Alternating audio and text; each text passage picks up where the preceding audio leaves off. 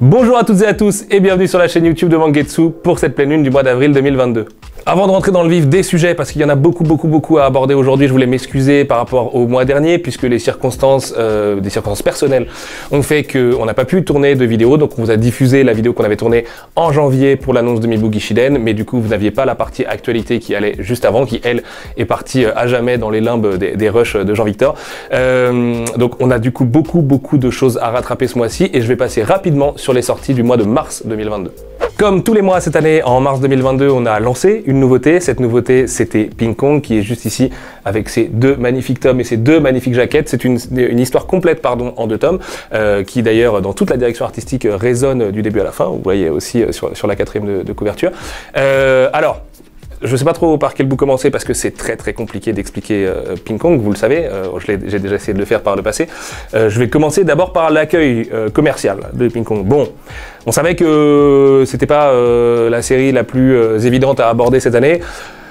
Il est vrai que le lancement a été un poil décevant. Alors décevant commercialement, parce qu'en termes de critique, je m'attendais à peu près à ce qui s'est passé, à savoir que c'est un titre qui polarise beaucoup. Donc j'ai des gens qui m'ont expliqué que c'était un chef-d'œuvre absolu et d'humour absurde, et en même temps que ça cachait, ça cachait pas tellement, mais si quand même une forme de discours social sur un sujet très dur, que je ne vous développerai pas ici parce que ce serait spoiler du coup le second niveau de lecture de Ping Kong. Et puis d'autres gens qui m'ont dit mais j'ai rien compris, enfin je suis complètement passé à côté, particulièrement la fin du tome 1 amène le tome 2 dans des circonstances un peu lunaires du coup, où plus rien n'est réel, où des gymnases explosent et des coups spéciaux pleuvent et tout ça, alors qu'en vrai pour moi Ping Kong, vraiment la lecture la plus importante, c'est sa lecture la plus intime. Et c'est aussi la qualité du dessin de Comic Jackson qui pour moi, en plus d'être un auteur à mourir de rire, est un auteur hyper fort en termes de découpage, en termes de double page, en termes de traits aussi tout court. Et voilà, donc bon, ça arrive que des lancements marchent moins bien que d'autres. On l'avait vu l'année dernière par exemple avec Tout au bout du quartier, qui malheureusement est un peu à la traîne par rapport aux autres titres de Mangetsu. Merci infiniment aux gens qui du coup ont soutenu Ping Kong, puisque c'était notre premier titre What the fuck, et vous verrez qu'il y en a d'autres qui arrivent, mais on va pas mettre la charrue trop avant les bœufs. Il y a encore du temps pour que cette série découvre son public petit à petit. Je suis pas obsédé par l'idée de faire un lancement énorme, et tout ne peut pas être Aoashi évidemment ou Junji Ito chez Mangetsu, mais je pense vraiment que c'est une série qui mérite d'être découverte. Il y a eu un gros travail qui a été fait sur la DA, sur le lettrage, sur la traduction.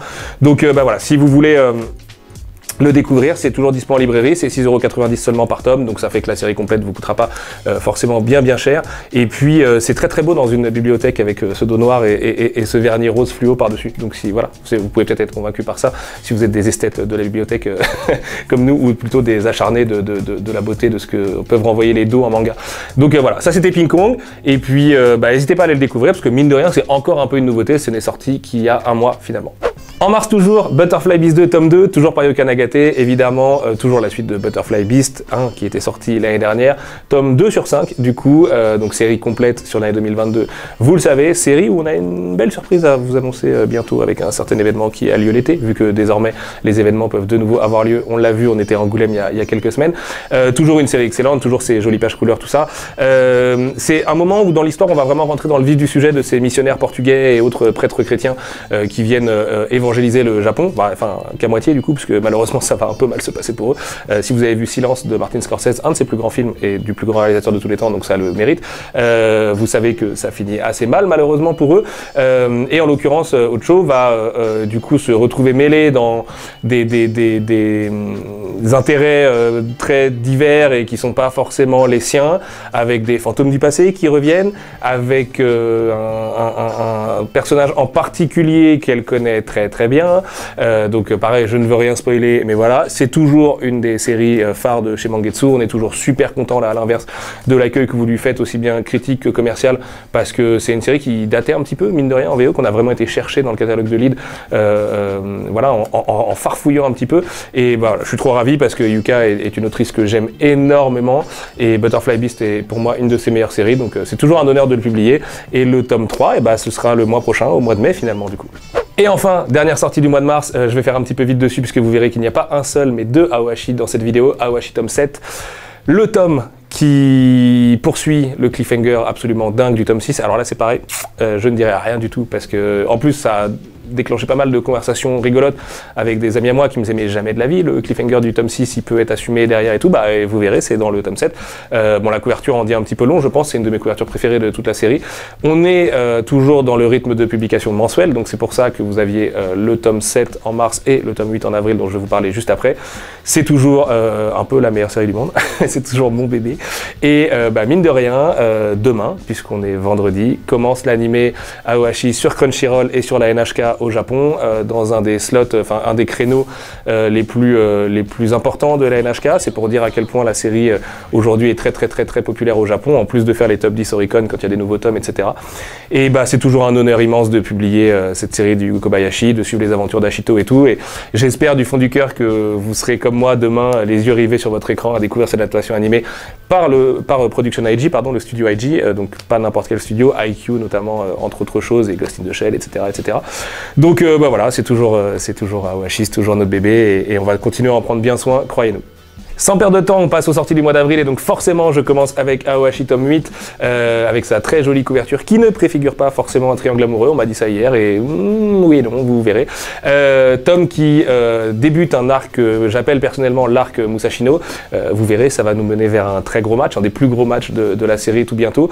Tome aussi où l'auteur pour moi se dépasse complètement en termes de dessin et passe un cap dont il ne reviendra plus derrière parce que vraiment la série à partir du tome 8 devient absolument magnifique en termes de dessin, et comme je disais hier sur Twitter, pas nécessairement sur les doubles pages ou les planches, enfin les pleines pages ou les planches les plus spectaculaires. Pour moi ça se fait vraiment dans le détail, dans les regards, dans le cadrage aussi, parce que c'est un des meilleurs storyboarders de l'industrie, tout simplement.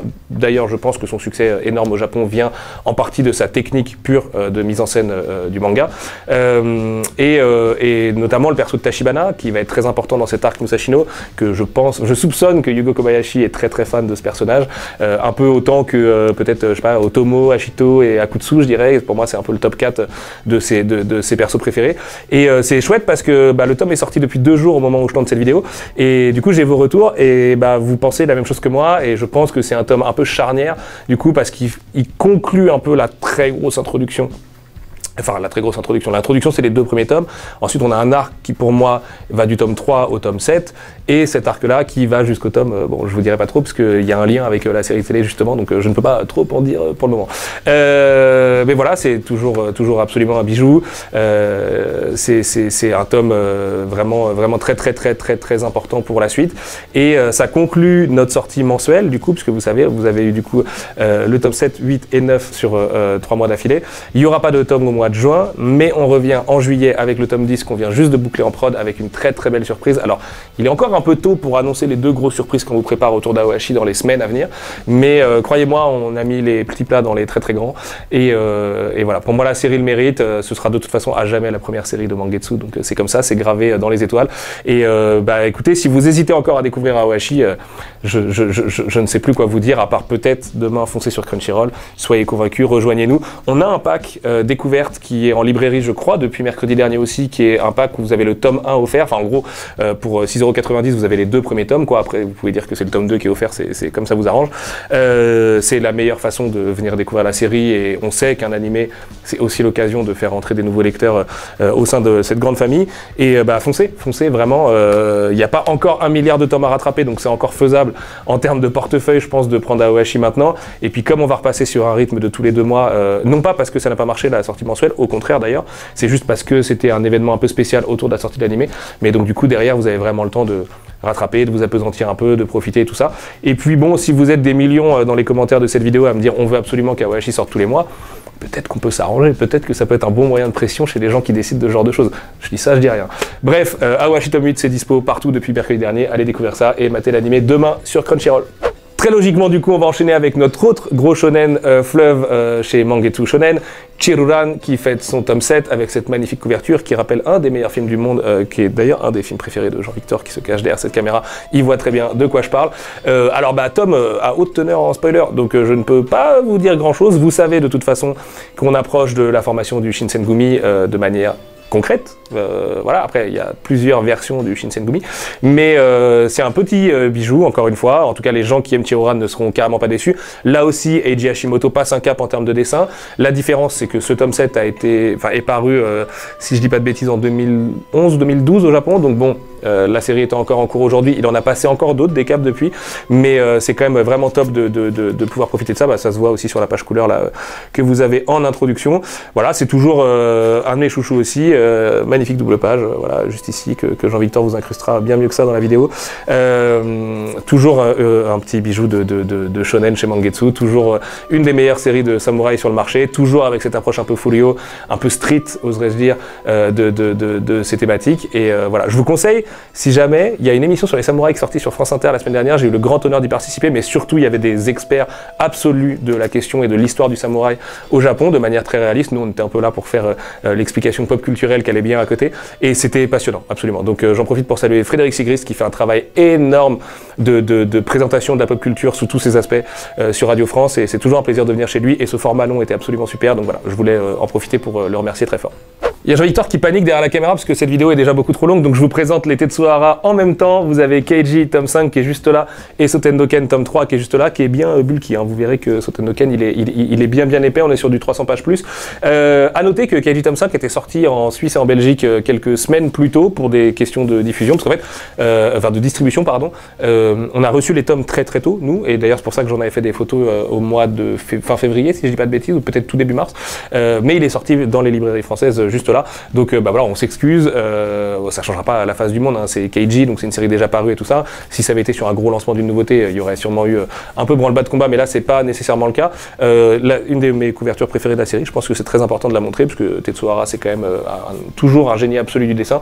Et puis Sotendoken 3, où bah là on est à fond dans la série B', je dirais, où il y a de la baston avec du Hokuto Shinken à foison, et un tome qui est aussi assez tragique en fait, parce que c'est vrai que souvent on fait cette réflexion de Sotendoken un peu moins premier degré que Hokuto no Ken, et un peu plus du coup dans la série B, dans l'exploitation et tout ça, parce que les triades, la mafia, Shanghai des années 30, etc., etc.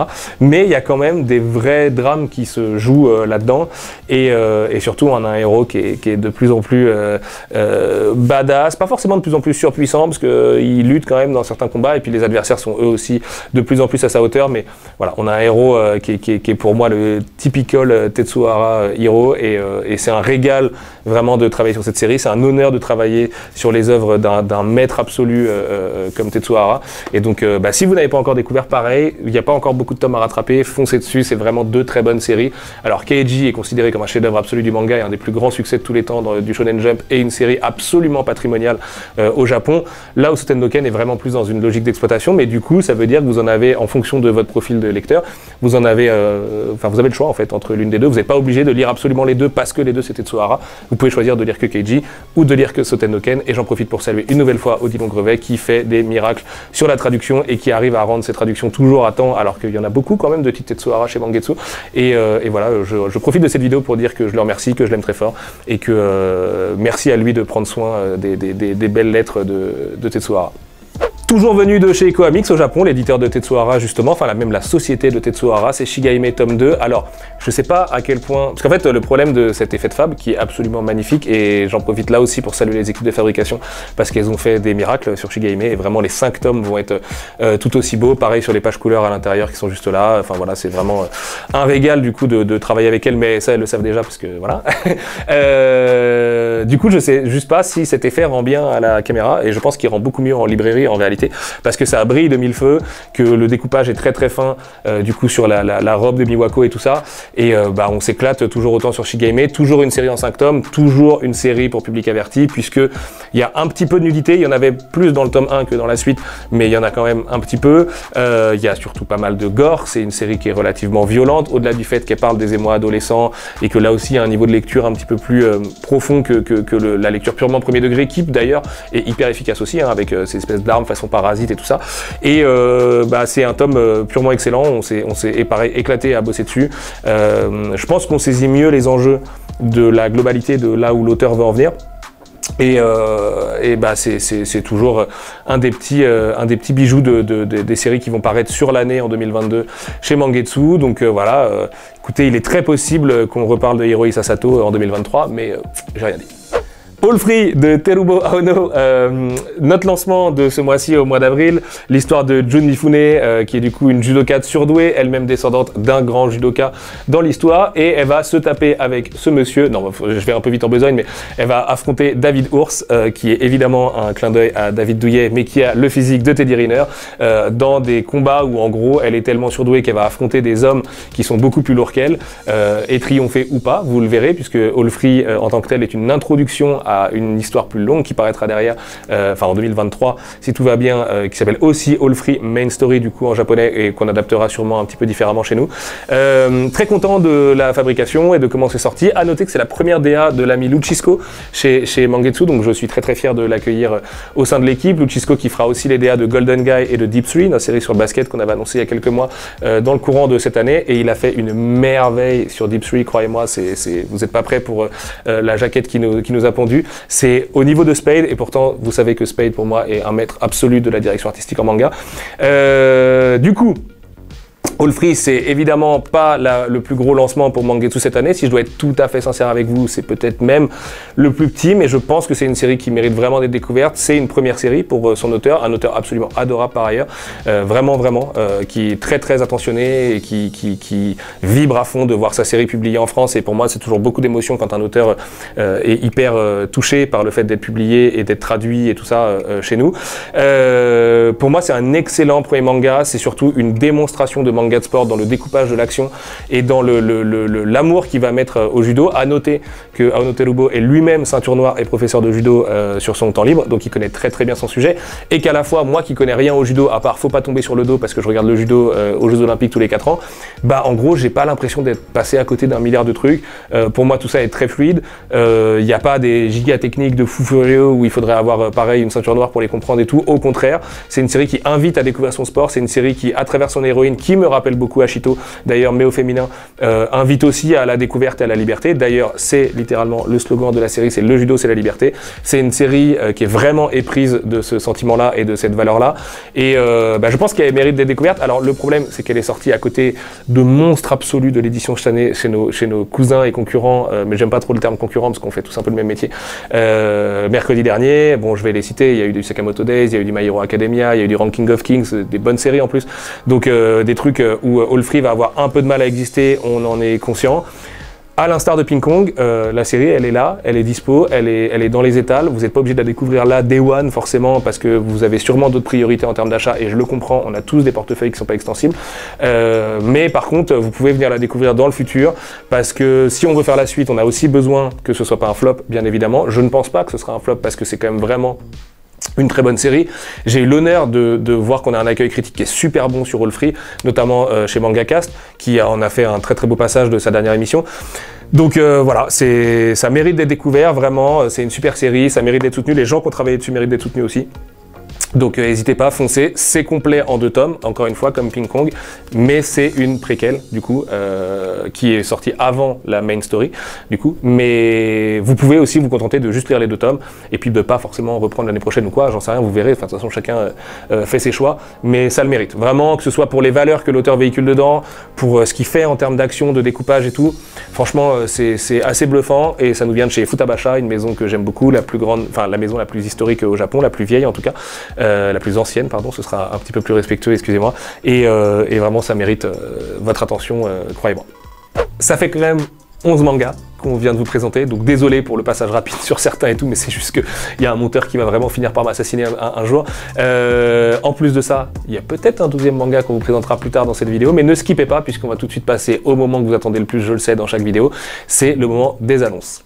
Et là, vous vous dites, des annonces? Encore des annonces? Eh bah oui, et c'est un peu de votre faute, à vrai dire, puisque le mois dernier, la dernière pleine lune est arrivée juste avant Angoulême, il me semble que c'était 2 jours avant, celle où on vous a présenté Mibuki Shiden, notre premier titre Shueisha, titre de Nagayasu Sensei, titre auquel je tiens énormément, qui paraîtra en décembre 2022 et dont on reparlera beaucoup d'ici là, mais c'est pas forcément le sujet, puisque je vous avais fait un petit sondage pour savoir ce que vous vouliez comme annonce le mois prochain, puisqu'on a quelques séries à vous annoncer là en stock, entre guillemets, et que j'arrivais pas trop forcément à me décider, puisque vous verrez, le mois prochain sera un petit peu particulier pour Mangetsu, et ceux qui savent.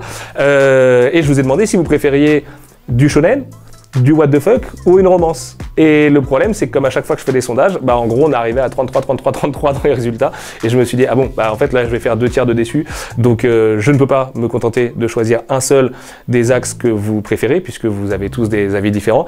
Et du coup, je me suis dit, bon, bah, on va vous annoncer 2 séries et on va commencer tout de suite avec une romance what the fuck. Je pense que c'est un secret pour personne, mais la romance, c'est pas forcément une évidence absolue pour nous, en particulier pour moi, même si je sais reconnaître des bonnes romances et je suis hyper fier de publier The Ice Guy and the Cool Girl cette année en juillet. Et d'ailleurs, là aussi, on vous prépare de belles surprises sur, là aussi, un événement estival qui aura lieu dans quelques mois, un gros événement autour du manga, vous voyez très bien de quoi je parle.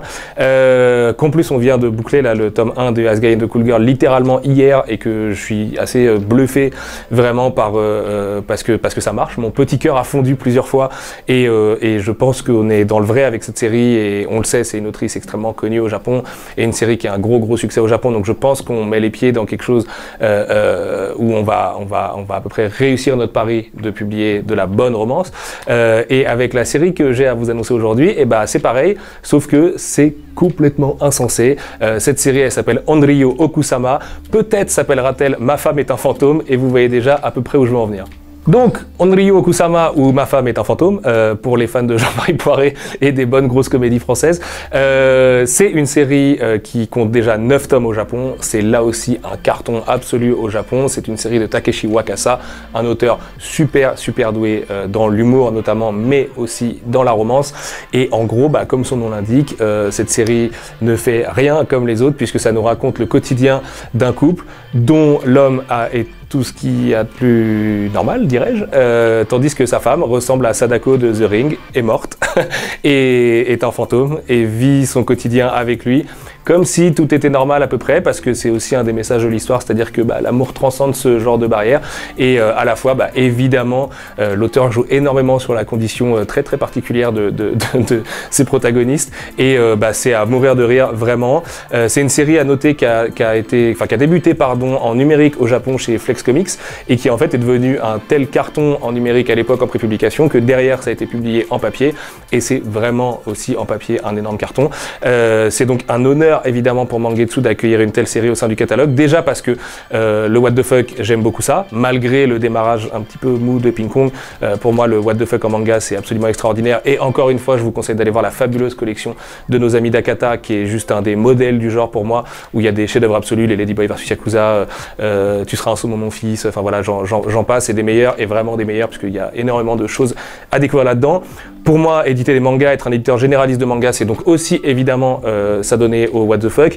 Et avec Onryo Okusama, bah, on a visé totalement là-dedans, parce que ça nous permet à la fois de développer la collection Mangetsu Life, parce que c'est là-dedans que le titre va se retrouver a priori à la Saint-Valentin 2023, mais je vous reconfirme ça d'ici là. Et en même temps de développer éditorialement des titres qui ressemblent à rien d'autre, qui sont what the fuck, qui sont de l'humour mais pas seulement, qui mélangent des genres, ce qui est quelque chose que j'aime beaucoup, et qui sont surtout extrêmement bien faits, puisque Takeshi Wakasa, c'est pas juste quelqu'un qui écrit des très bons sketchs et qui a une super idée en faisant un couple avec une femme morte. C'est quelqu'un qui dessine extrêmement bien, vous le verrez sur les couvertures là que vous découvrez à l'écran, c'est quand même vraiment très joli. Ce couple est très touchant. En plus, au-delà de la blague un peu potache qu'on peut avoir et qui marche très bien dans le premier chapitre, du coup vous verrez les premières pages sont absolument intestables, ça tient très bien sur la durée, c'est-à-dire que les vannes sont toujours aussi marrantes, il y a des vrais enjeux, et des fois des enjeux qui sont presque tragiques. Alors, toujours dans le cadre d'une série qui reste une comédie, donc c'est relativement léger, mais il y a des instants qui sont quasiment tragicomiques. Évidemment, avoir une femme qui est morte, bah, ça transcende 2-3 questions, puisqu'elle ne vieillit plus, lui ici, etc. Et en fait, bah, voilà, derrière vraiment cette blague un peu facile au départ, ou ce pitch un peu facile au départ, en fait se cache une des meilleures séries du catalogue Mangetsu, tout simplement. Et pour être tout à fait honnête avec vous, vous savez que j'aime bien vous raconter un petit peu comment on a récupéré tel ou tel droit. Je pensais vraiment que ça n'irait pas chez nous. Il y a eu de la compétition pour cette série. On a proposé une approche, notamment en fabrication, en accompagnement et tout, un petit peu décalée. Et voilà. Mais comme souvent, bah, je sais que les négociations, tant qu'on n'a pas le contrat sous les yeux, ça peut partir ailleurs ou quoi. Et quand je l'ai appris, j'étais heureux comme si j'avais signé la dernière bombe du Shonen Jump, parce que c'est une série qui nous permet de développer la romance, qui nous permet de développer le what the fuck, qui nous me permet de développer Mangetsu Live, qui est une collection à laquelle je tiens énormément et qui va accueillir des titres parmi les plus importants pour nous cette année, à savoir Les Enfants d'Hippocrate, qui, vous le verrez, est un de mes coups de cœur absolus. Paka de Daisuke Imai aussi, qui est là aussi absolument un bijou avec une traduction magnifique de Miyako Slocum notamment. Et The Ice Guy and the Cool Girl, qui est cette romance dans le milieu du travail, qui est hyper touchante et qui est un vrai petit bonbon très très sucré. Et du coup, dans le futur, Onryo Okusama, qui n'a rien à voir avec les trois autres du coup, et qui va vraiment proposer pas mal de diversité dans cette collecte. Et donc voilà, c'est un honneur. Est-ce que ça s'appellera Ma femme est un fantôme? Je ne sais pas. Je pense au cher ami Little Big Dame qui voulait qu'on appelle The Ice Guy and the Cool Girl ma collecte trop fraîche. Malheureusement, même si moi j'étais d'accord, les autres gens de l'équipe n'étaient pas d'accord, donc ça s'appellera The Ice Guy and the Cool Girl. Dites-moi ce que vous pensez du nom Ma femme est un fantôme. Moi, ça me fait beaucoup marrer parce que je vois vraiment ces comédies françaises un petit peu absurdes qui me viennent en tête tout de suite. Ça se trouve, l'effet ne marche pas du tout chez vous, donc encore une fois, vu que c'est pas pour tout de suite, n'hésitez pas à faire votre feedback et puis à nous dire ce que vous en pensez par rapport à ce que vous découvrez à l'écran et tout ça, et même par rapport à la logique de ce que je vous explique pour nous éditorialement au sein de Mangetsu, parce que vraiment c'est une série qui est complètement unique. Je vous avais promis des annonces, ça veut dire qu'aujourd'hui je ne vous annonce pas que Onryo Okusama, puisque je suis très fier d'accueillir au sein du catalogue Mangetsu Shonen, cette fois une série absolument incroyable et encore plus what the fuck qu'Onryo Okusama, oui c'est possible, qui s'appelle Night of the Living Cat. Une fois n'est pas coutume, je vais commencer par vous expliquer pourquoi Night of the Living Cat rejoint le catalogue de Mangetsu. Déjà parce que pour moi, un éditeur de manga généraliste se doit d'avoir une série avec des chats. C'est comme ça, c'est la règle. Je vais dire, c'est pas moi qui l'ai fait, mais en même temps c'est moi qui me l'impose cette règle, donc c'est un peu absurde. Et évidemment, comme on n'aime pas trop faire les choses comme tout le monde, je me suis dit, mais ça c'est super. Sauf que c'est très compliqué à expliquer, Night of the Living Cat. Je pense que son titre parle pour lui en fait, notamment le Night du coup et le Living Cat en particulier. Donc vous l'aurez compris, Night of the Living Cat c'est une série qui va nous parler de chats. Mais en fait, dans Night of the Living Cat, les chats c'est la menace. C'est-à-dire qu'on est dans un monde post-apocalyptique qui est très dangereux, dessiné à la perfection par Mecha Roots. Du coup je vais commencer aussi par là parce que c'est hyper important de le dire. C'est une série qui est scénarisée par Hawkman et qui est magnifiquement dessinée par Mecha Roots. Je suis tombé absolument amoureux de ce trait, qui est un trait qui à mon sens emprunte d'ailleurs pas mal au franco-belge et pas mal à l'école Mobius, mais je pense que vous pourrez en attester là en découvrant les différentes planches.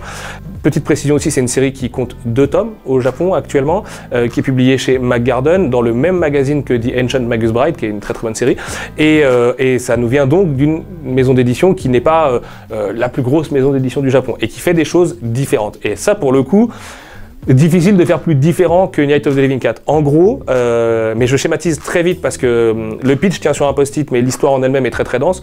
On va suivre un héros qui est accompagné d'un groupe qui essaye de survivre tant bien que mal dans cette apocalypse où les chats ont pris le pouvoir. Ces chats, en gros, s'ils vous mordent, vous vous transformez et tout ça. Donc c'est l'utilisation du thème du zombie, mais avec des chats. Sauf que c'est pas vraiment une comédie. Ça peut être drôle, c'est complètement décalé parce que le pitch lui-même est complètement zinzin, mais ça prend les enjeux sérieusement.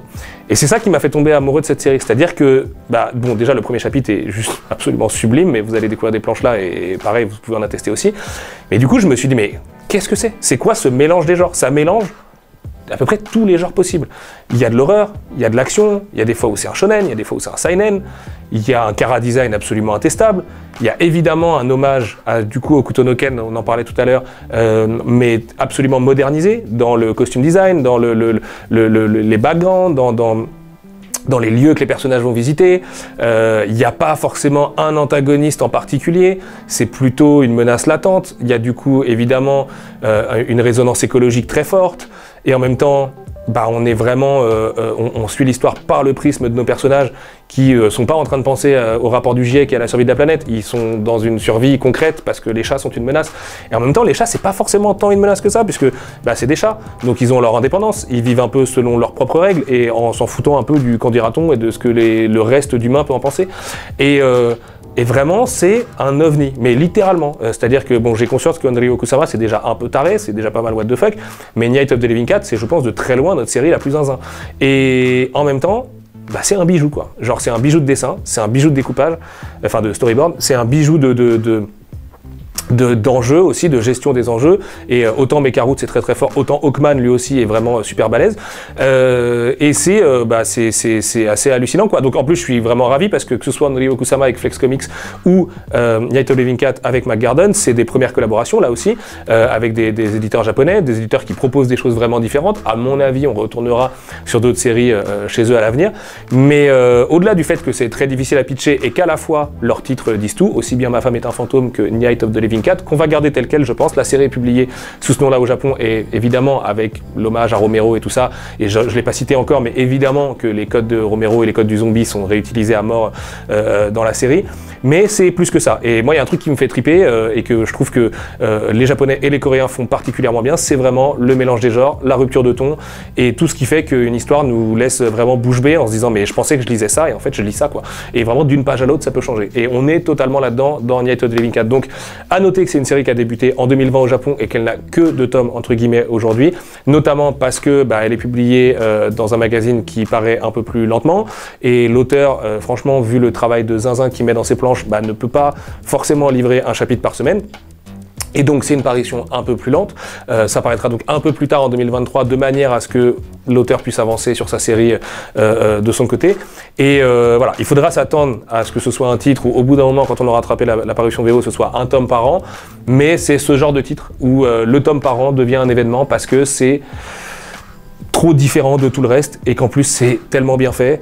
J'espère, parce que bon, j'aime pas tirer des plans sur la comète avec notre premier titre What the fuck n'a pas super bien démarré, donc n'a pas super bien démarré, pardon, donc ça veut dire que le What the fuck ne marche pas en France et tout ça. Je crois pas du tout à ces trucs-là. D'ailleurs, on a commencé avec une série de samouraï, une série de sport. Vous savez très bien ce qu'on en disait avant et c'est faux. Donc, par contre, il est possible qu'effectivement ça fasse un peu peur. Le côté, alors non pas le côté horrifique de Night of the Living Cat, ou même horrifique de Ma femme est un fantôme aussi, qui forcément en ressemblant à Sadako, elle fait un peu flipper quand même.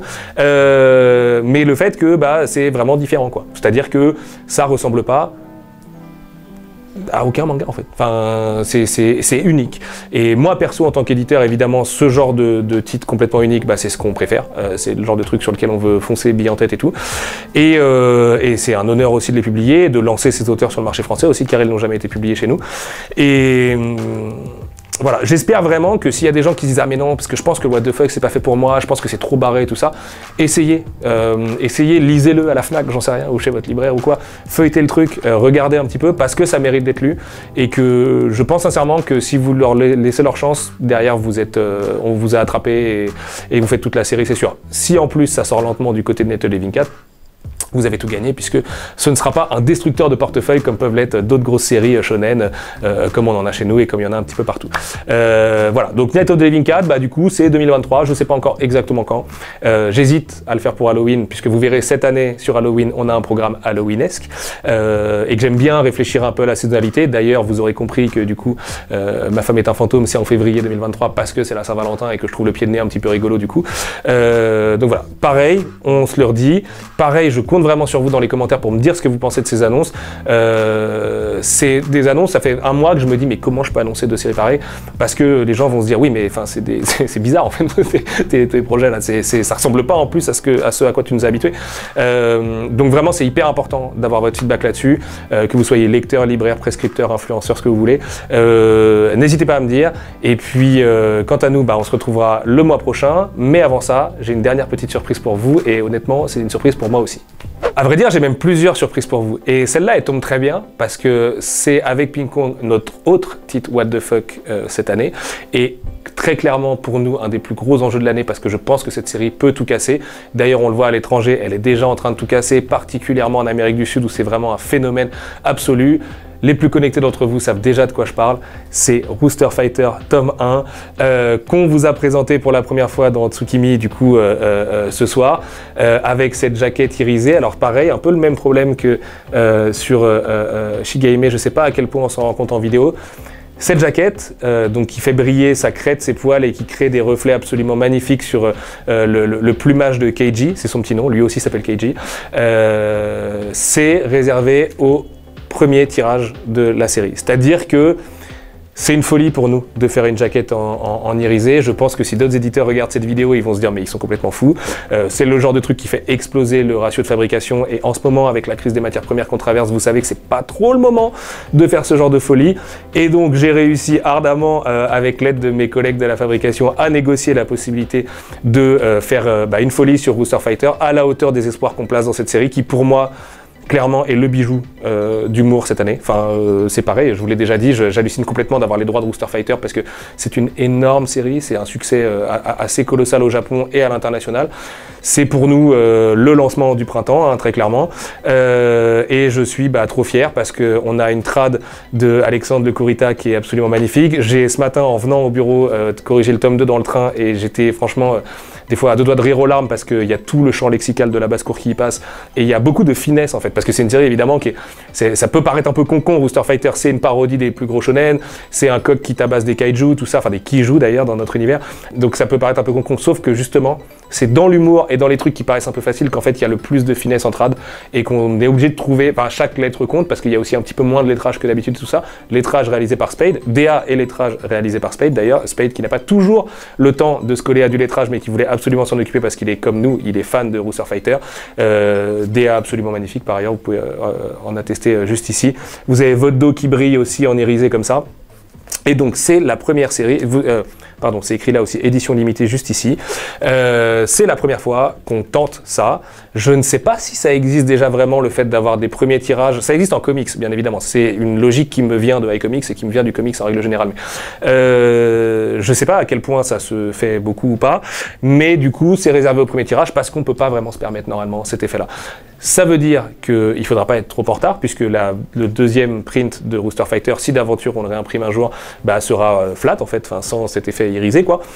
Et c'est un effet qu'on va reproduire sur toute la série. C'est-à-dire que à chaque tome de la série qui sortira, sur le first print, sur le tome 2, 3, 4, 5, 6, vous aurez cet effet irisé. Ce qui fait que si vous êtes là au rendez-vous au moment de la sortie, vous aurez une collection qui est collector en soi. Je déteste ce terme. En plus sur le manga aujourd'hui, je trouve que le terme est un poil galvaudé, mais voilà, c'est limité du coup plus que collector, du coup, puisque dans les faits c'est limité au premier tirage. Premier tirage qui est quand même relativement conséquent, donc ne paniquez pas, ne foncez pas tout de suite chez votre libraire ou sur des sites marchands pour le précommander et tout, ça devrait aller quand même, je vous rassure. Mais pareil, là je suis hyper curieux de ce que vous en pensez, parce que c'est pour nous le moyen de faire des effets, certains effets que normalement on peut pas du tout se permettre, sur des séries qui là aussi parfois c'est un petit peu plus dur d'en faire parce que on tire pas autant ou quoi, et je trouve que c'est parfaitement couper la poire en deux en fait. Alors j'entends que les gens qui découvriront cette vidéo ou la série en 2024 seront peut-être super déçus parce qu'ils n'auront pas cette jaquette irisée et que malheureusement ça veut dire aussi que ça va spéculer sec dessus derrière, mais ça on n'y peut pas grand chose. Si d'aventure c'est un succès international, colossal, tout ce que vous voulez, monumental, peut-être que cet effet pourrait être repris sur un plus gros tirage à l'avenir et donc du coup voilà, mais c'est le premier titre de ce que j'appelle moi perso dans notre stratégie Mangetsu First Print. Si c'est le premier, c'est parce qu'il y en aura peut-être d'autres derrière. Si d'aventure dans les commentaires aujourd'hui dans la vidéo, vous me dites que c'est pas une mauvaise idée et que c'est cool de faire ça parce que ça permet de, encore une fois, couper la poire en deux entre ce qui est normalement infaisable et ce qui devient réalisable sous certaines conditions, quoi.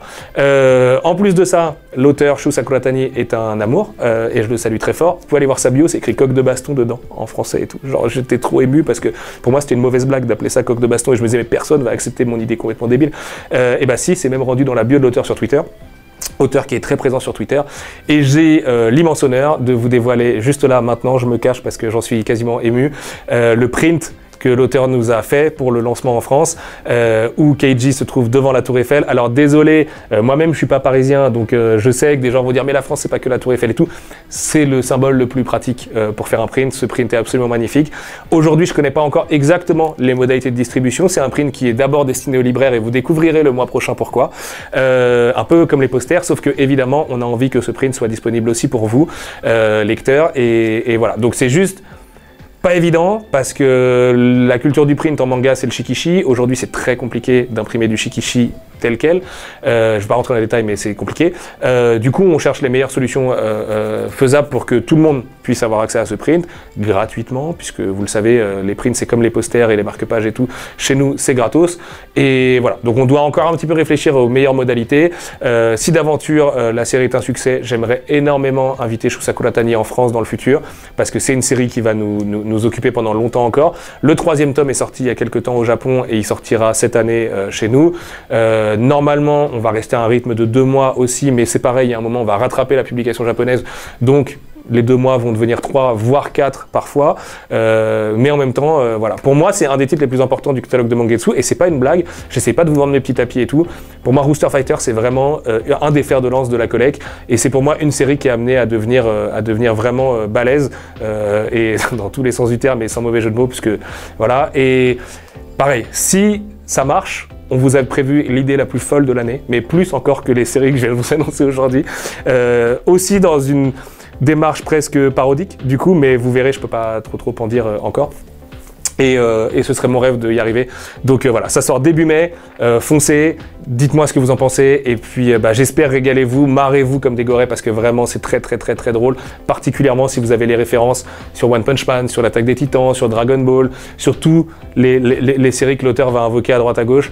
C'est un petit bijou, et à la fois c'est super accessible à tout le monde, et comme me disait ma chère Carole il y a très peu de temps, je pense que c'est une des séries qu'on peut mettre dans toutes les mains, même de gens qui lisent pas de manga forcément, parce que l'humour c'est universel, et que souvent l'humour en manga on le prend pas tant au sérieux, on se dit ouais c'est cool, c'est marrant, c'est bien marré et tout ça, mais en vrai l'humour c'est juste un des trucs qui connecte le plus les gens entre eux, et je trouve que le succès international de Rooster Fighter est vraiment à l'image de ça. C'est une série qui fait passer un très bon moment, et quelle que soit la langue que vous parlez, et voilà, encore une fois, SO à nos amis sud-américains qui en ont fait un phénomène là-bas, et je crois que c'est publié chez Panini notamment, donc vous le voyez dans les line-ups, c'est à côté de Demon Slayer et tout, c'est trop marrant quoi.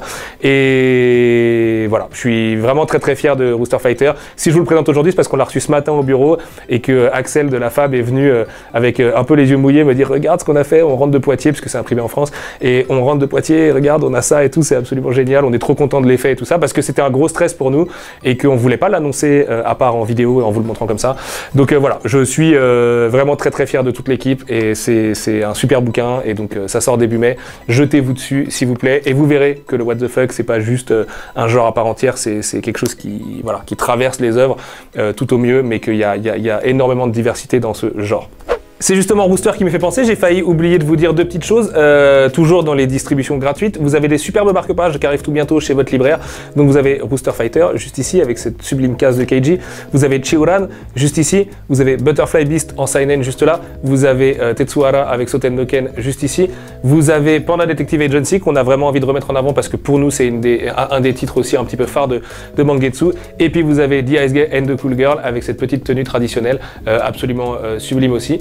Et donc, je ne connais pas encore exactement les modalités de distribution. Ce sera dispo sur les salons où on sera présent, bien évidemment. Donc, je crois qu'on sera au Paris Fan Festival là tout bientôt. Et puis, Japan Expo, je vous en ai déjà parlé plusieurs fois dans cette vidéo.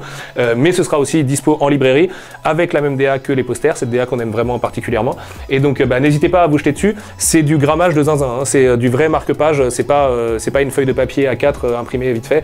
On a vraiment fait les choses bien. Il y a un petit vernis. Du coup, je pense que ça se voit un petit peu à la lumière avec les reflets sur chaque truc. Et ça nous vient en fait des marque-pages Tetsuhara qu'on avait fait l'année dernière, on avait fait Keiji et Soten no Ken déjà, et on s'est dit mais c'est le meilleur truc en fait, parce qu'on a eu des très bons retours dessus, et notamment sur le fait que c'était du gros grammage avec le vernis et tout. Donc voilà, n'hésitez pas à essayer de les récupérer. Encore une fois, malheureusement, je suis tellement la tête dans l'édito ces derniers temps que j'ai pas toutes les modalités de diffusion et de distribution, mais n'hésitez pas à venir me poser la question sur Twitter, et puis de toute façon on vous fera passer le message dès qu'on l'aura, et on en fera gagner dans Tsukimi, je pense si on l'a pas déjà fait là ce soir, dans le prochain Tsukimi au mois de mai avec Tiers Monde qui sera notre invité.